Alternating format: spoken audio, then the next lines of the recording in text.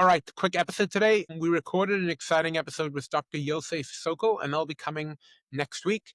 But so look out for that. That's on his book, Becoming Godly. All right, let's get into it. So I want to talk about a couple of things I got wrong and a couple of things I got right, and how I understand that. So I did an episode a couple of weeks ago on aid in Gaza, and I thought it's a mistake that Israel supplies aid in Gaza was getting involved in distribution. I thought it was a meritorious idea, but I think that Israel gives away the game when they accept the idea that Israel at all is responsible for the safety and the food of the Palestinians. The Palestinians are not an innocent party in this. They are Hamas, and the Palestinians are one and the same.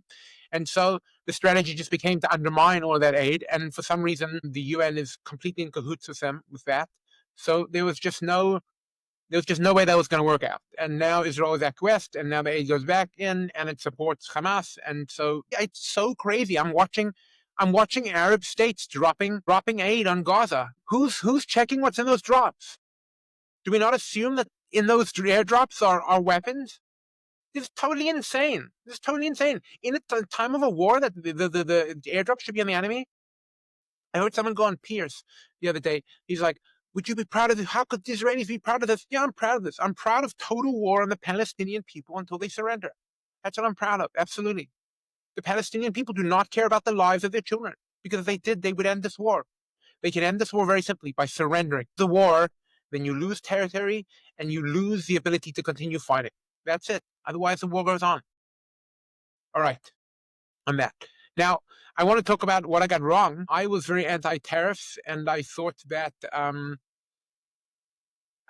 was going to lead to ruin. And I got it wrong for a couple of reasons. Firstly, I claimed that the tariffs were gonna tank the economy. The tariffs didn't come because Trump was able to pull off some incredible deals. Just last week, he had Europe over the barrel, and I forgot that it's the first time in my adult life where the CEO, the president of the country, is someone that's somewhat competent, and so he's coming up against like completely incompetent politicians, and he has them. And he just used the leverage, and he won. Now, I don't think foreign policy should be dependent on that. I don't think there should be a tariff regime at all.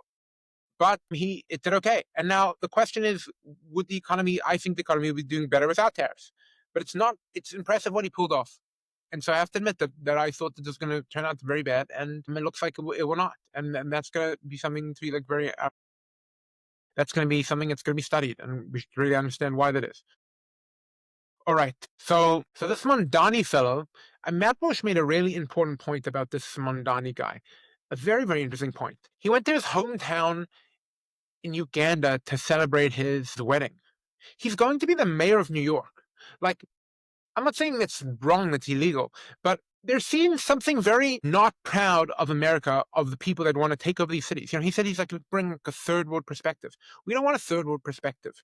We've seen third world perspectives are not good. The third world sucks. The world sucks. We're talking about income inequality. I am from Africa. Income inequality is terrible over there. These socialist crazy ideas that have infected those countries have led to disaster. The third world perspective is terrible. And if you're here like saying, oh, but that's really where, and the goal of it, the man who wants to defund the police, he's at $1 billion compound surrounded by people carrying automatic weapons because it's so dangerous in that part of the world. And he wants to bring that perspective here. Why? Why do we need it? So yeah, you don't have to be pro-American to be an American. You don't have to be. We have free speech. But if you're running for office, major office, the mayor of New York City is one of the most important cities in the country. Surely you should be like pro-American then, right? Surely you should embody American values. Otherwise, like, what are you trying to be? Somebody like an anti-American politician? But that's not what you're for. It's a very strange thing. Okay. One thing just an interesting thought I had about AI this week is that, I've been getting clients like that have started AI vibe coding projects, and then they've like brought it as like a project to be worked on. And that's a really cool realization, that people that think that, oh, this is going to get rid of engineers, it's the opposite, because somebody can get 80% of the way in a project, and then they can bring it to somebody and it's already fleshed out. And that's a very important thing, because it made me realize a lot about how AI is meant to be used, and some of the major advantages. When sometimes someone comes to me with a project like, hey, I want you to make this software for me, they often don't know what they want to make. Part of our job is to like feel it out. Like, do you want it to look like this? Do you want it to respond like this? Their idea doesn't exist, not even in their head. It's not fleshed out. Like a lot of things, like the book before it's written. It's not true that the book is not in your head. The idea has to take form. Now, AI often allows you to get through a lot of the form, and then you start to like iterate. No, I want it to look like this. I want it to look like that. I want to change a little bit. But it wasn't that your idea was in your head, and now you're like just trying to have the look, the match what is in your head. No, part of what is in your head is molding, is changing. That's how I make some of, that's a lot of the process when I make some of my videos.